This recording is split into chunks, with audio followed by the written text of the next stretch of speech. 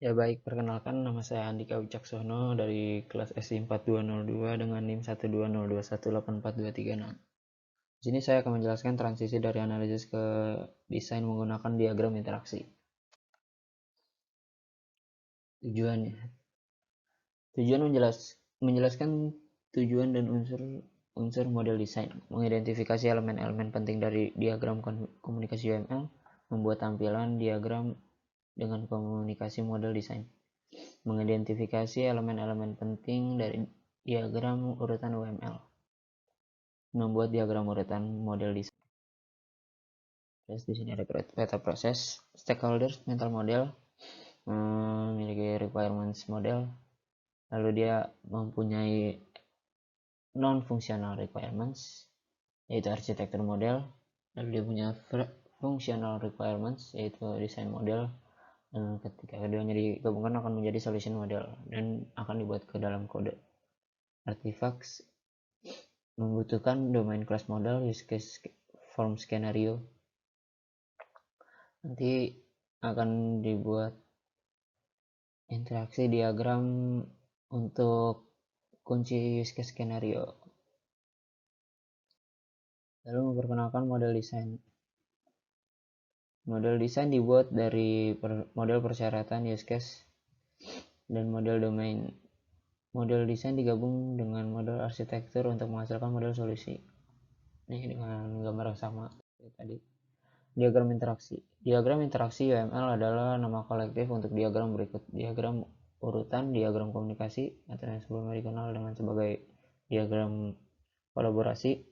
Lalu ada diagram ikhtisar interaksi atau kombinasi diagram aktivitas dan fragmen diagram urutan. Diagram interaksi UML digunakan untuk menunjukkan urutan interaksi yang terjadi antara objek selama satu atau dua skenario use case.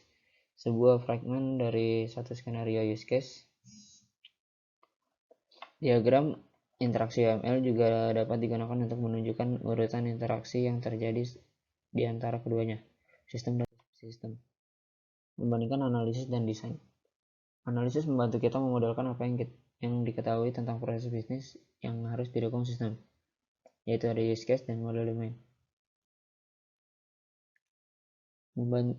Desain membantu kita membuat model bagaimana sistem akan mendukung proses bisnis. Model desain terdiri dari komponen batas atau UI, komponen layanan, dan komponen entitas.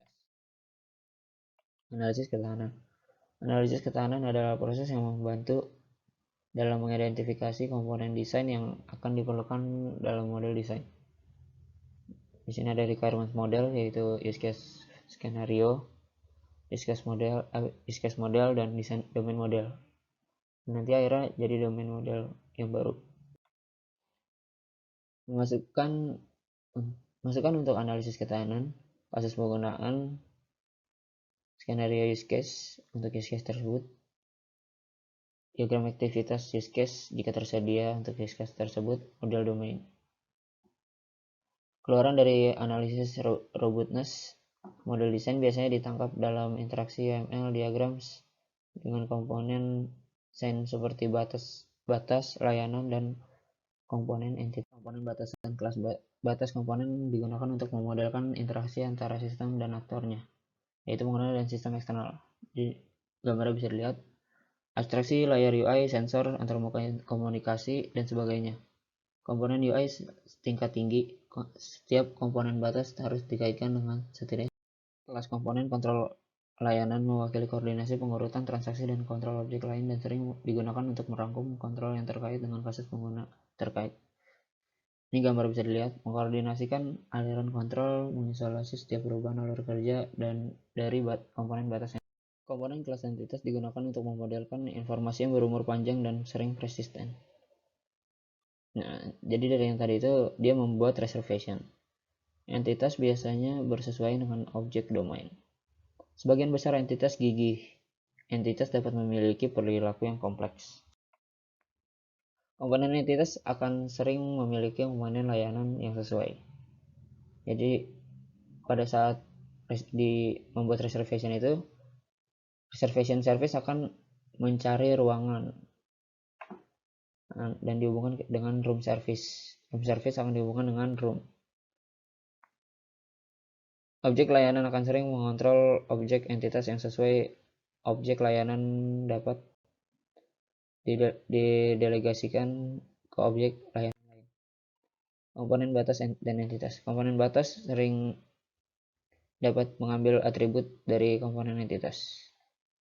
Jadi ini contohnya itu dari reservation itu dia mengambil details dari room request yang ada di reservation. Menjelaskan proses analisis robustness. Pilih use case, membuat diagram komunikasi atau diagram urutan yang memenuhi aktivitas use case, identifikasi komponen yang mendukung kegiatan use case, menggambarkan hubungan antara komponen ini, beri label pada asosiasi dengan pesan, ubah diagram komponen menjadi diagram urutan atau sebaliknya untuk tampilan alternatif. Mengidentifikasi elemen-elemen diagram komunikasi.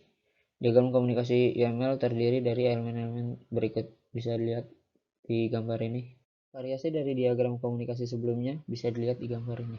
Mengidentifikasi elemen diagram komunikasi. Pesan dapat menunjukkan nama pesan, panah arah, panah padat yaitu pesan asinkron, panah terbuka pesan asinkron, nomor urut yang menguraikan urutan pesan, daftar parameter yang diteruskan ke objek penerima, kondisi penjaga yang menunjukkan pesan bersyarat, parameter pengembalian.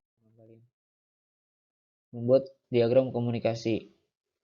Pilih use case yang sesuai, tempatkan aktor dalam diagram, analisis formulir use case.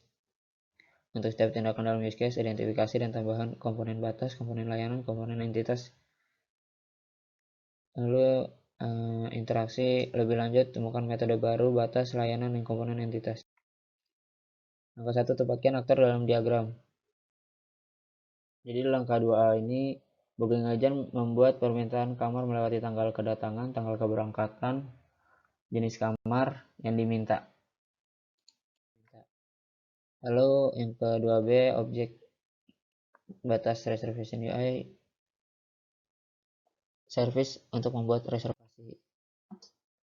Lalu ini bisa dilihat metode make reservation pada objek reservation service membuat objek entitas reservasi.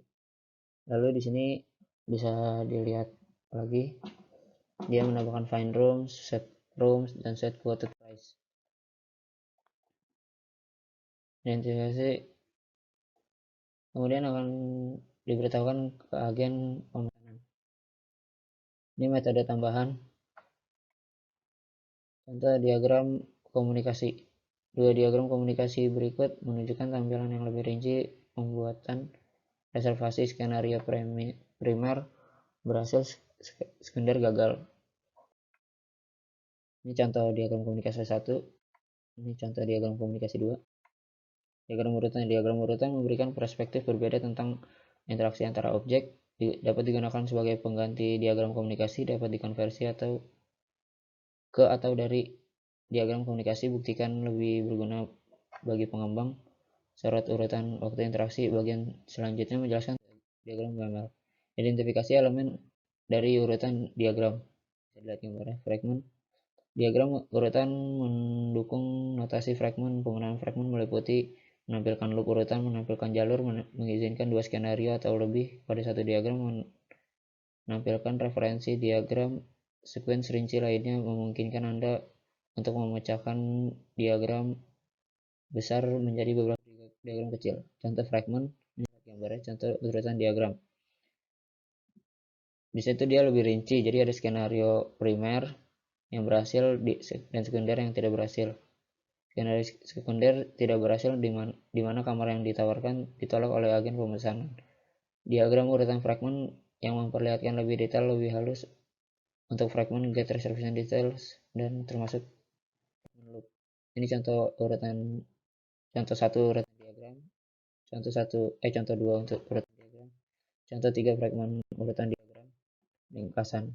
Diagram interaksi digunakan untuk mengidentifikasi komponen desain yang memenuhi kasus penggunaan.